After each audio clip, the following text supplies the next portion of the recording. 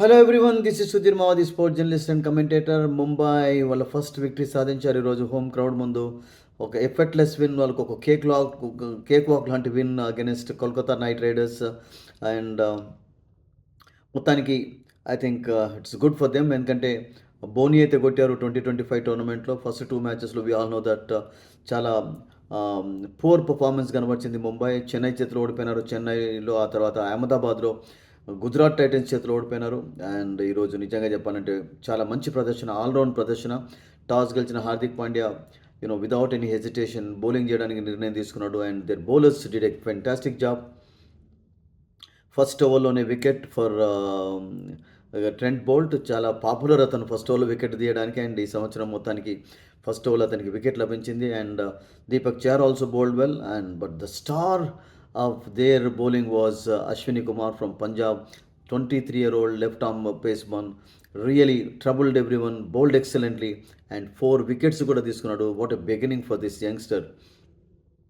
చాలా మంచి వికెట్లు తీసుకున్నాడు, చాలా మంచి బౌలింగ్ కనబరిచాడు, చాలా వేరియేషన్స్ అతని బౌలింగ్లో కనబడ్డాయి. So it's good for Mumbai. ఎందుకంటే బుమ్రా వచ్చినంత వరకు definitely they need some support from these youngsters. And he in fact did a very good job this youngster.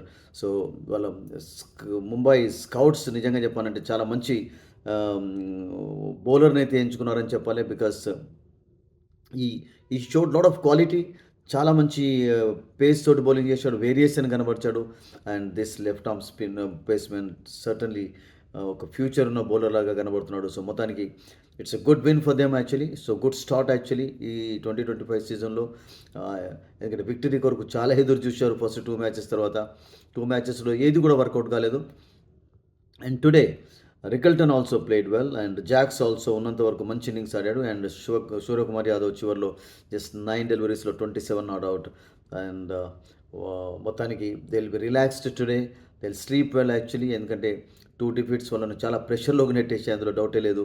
And Kolkata batting ఎవరు కూడా సరిగ్గా చేయలేదు. టాప్ ఆర్డర్ కొలాప్స్ అయింది. Raghuvanshi was good actually. And Narine first ఓవర్లోనే out కావడం చూసాను. సెకండ్ బాల్కు clean bowled అయ్యాడు, ట్రెంట్ బోల్ట్ వేసినటువంటి ఒక బ్యూటిఫుల్ డెలివరీకి. ఆ తర్వాత క్వింటన్ డికాక్ త్వరగా అవుట్ అయిపోయినాడు. అండ్ రహానే కూడా త్వరగా అవుట్ అయిపోయినాడు. సో రింకు సింగ్ కూడా ఈరోజు చెప్పుకోదగ్గ ప్రదర్శన కనబరచలేదు. అండ్ ఆండ్రూ రస్సెల్ ఇంకా బ్యాట్ తోటి రాణించాలి వాళ్ళకు ఫ్యూచర్ మ్యాచెస్లో. సో ఏది కూడా వర్కౌట్ కాలేదు బ్యాటింగ్లో. అండ్ చివరికి ఓన్లీ జస్ట్ 116 మాత్రమే చేయగలిగారు.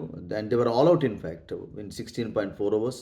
It's not a good sign actually. ఎందుకంటే బ్యాటింగ్లో ఒక్కసారి సడన్గా ఎక్స్పోజ్ కావాలని చూసాం కోల్కతా నైట్ రైడర్స్ బ్యాటర్స్.